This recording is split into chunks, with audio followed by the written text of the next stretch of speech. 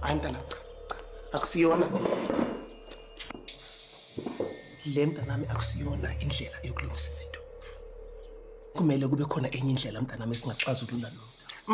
Ungitshela ubani umuntu othi mayithumela umuntu ithombe angabheki ukuthi uthumela. Mntanami kwenzekile.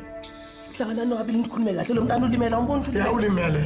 No ulimele udinga usizo lwakho usizo. No ma ulimele la unolitha. No ufuna usizo unolitha. Azakaraka rayaka sokaraka. Ngiyathemba angiphazama. Ma. Hayi no. Ma.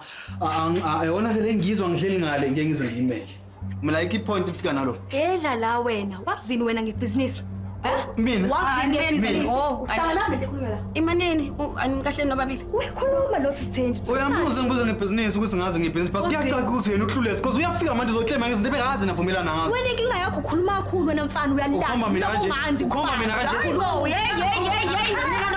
nina nobabili. Ibhizinisi lami lelingazongibangela umsindo ngizonqoshela amakhasimende. Exactly ke my business. Angikwazi ngave ngihlale ngilinde nje ngizobuka islay kule first oclaim la.